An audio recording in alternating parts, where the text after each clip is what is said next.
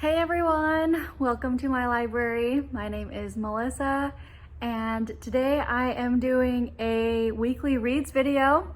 I know it's been a long time since I've filmed, so I don't know why. I think it's just been life is busy.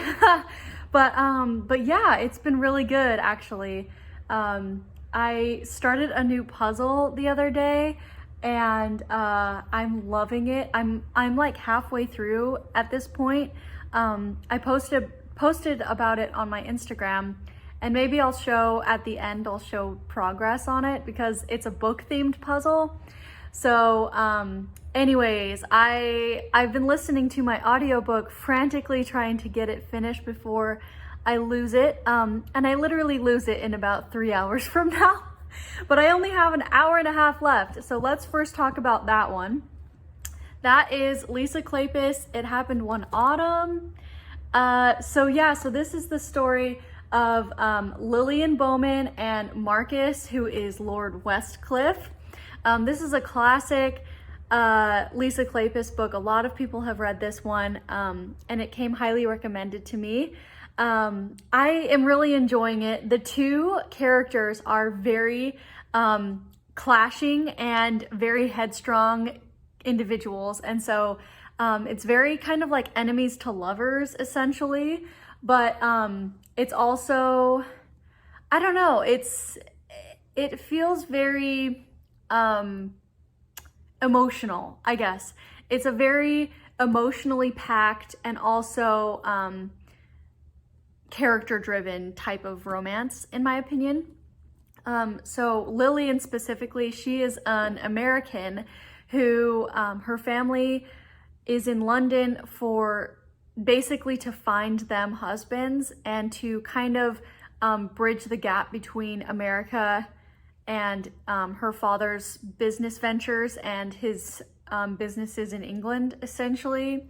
I mean, it's kind of a weird explanation in my opinion, but yeah, so her mom is just desperate to find her two daughters' husbands in the peerage. And so anyways, we get introduced to also a character who she kind of has this fling with, this basically way to make Marcus jealous, who I know ends up being the main hero in the next story, Devil in Winter. St. Vincent is his name. And so yeah, I'm very excited to hear his story next. He has a very also fun character. Technically, I think he's the villain in this book, but he's really not. And so yeah, I basically, like I said, I only have an hour and a half left, so things are wrapping up. This one is very steamy too. I don't know if it's just that I was currently listening to Mary Balog, and she is a lot more tame than Lisa Kleypas, which maybe might make people chuckle because I think Lisa Kleypas is like, she's steamy, but she's not like, she's not high on the steam level, but in my opinion, it's a lot. So, yeah, just saying that now, but I've really enjoyed this. I really hope I can get it done before it's done, before my loan is up. So I gotta be quick about this video so I can go back to listening to this and doing my puzzle. Work is very chill right now. So yeah, I'm spending my day just doing that. So there's that book.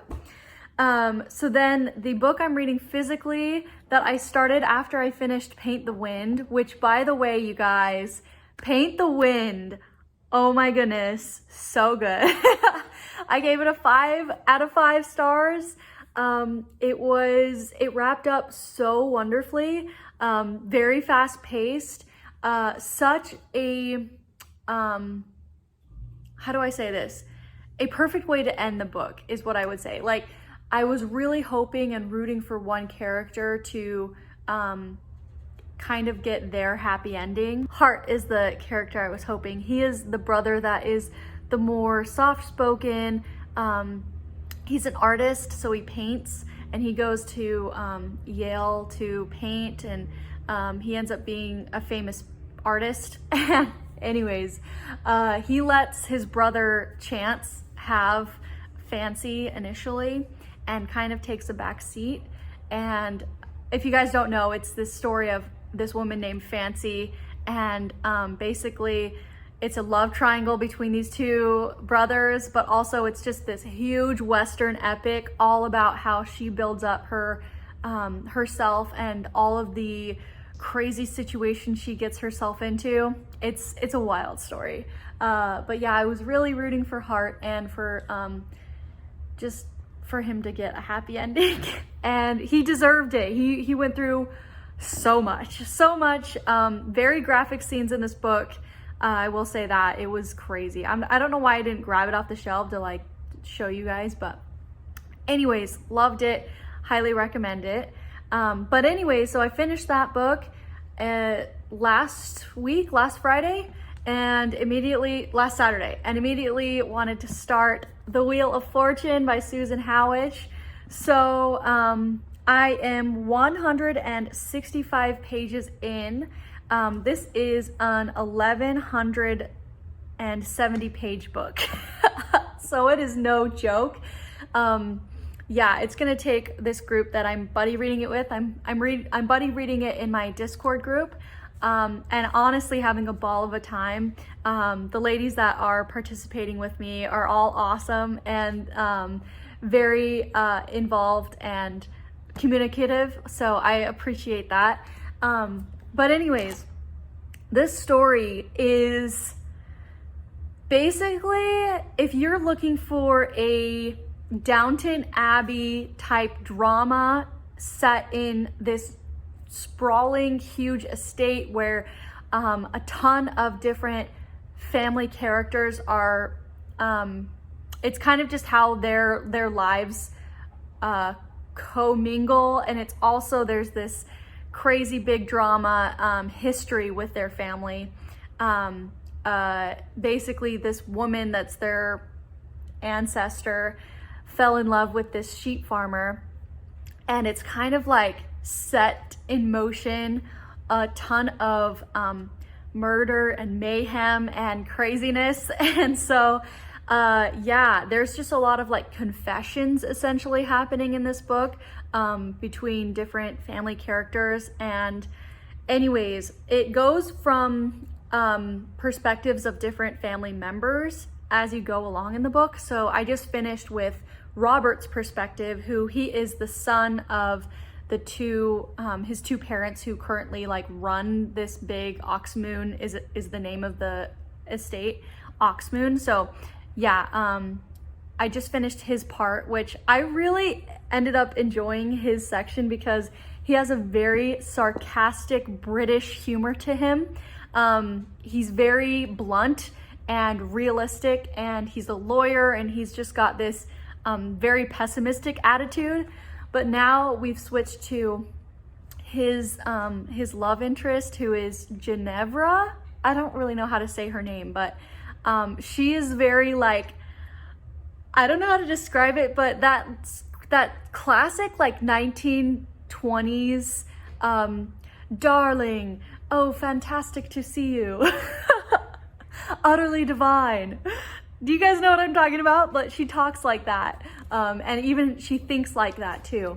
So she's gone through some crazy stuff too. There was a big reveal in this book after a certain chapter that all had us all like mind blown, and we needed to learn more about it.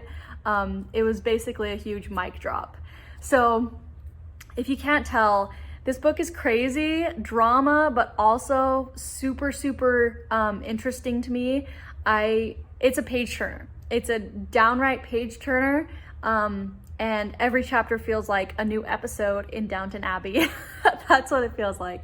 So I'm loving it. And anyways, we were chatting in the Discord group because there are some people who like to plan ahead, which I totally get and I admire, and I strive to be that way too.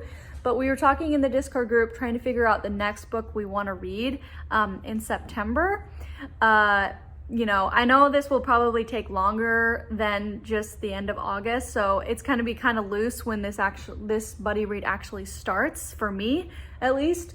But I decided to just kind of announce it here that if you want to join us and join all these amazing people on my Discord group as we read, it's been really fun. Super welcoming environment.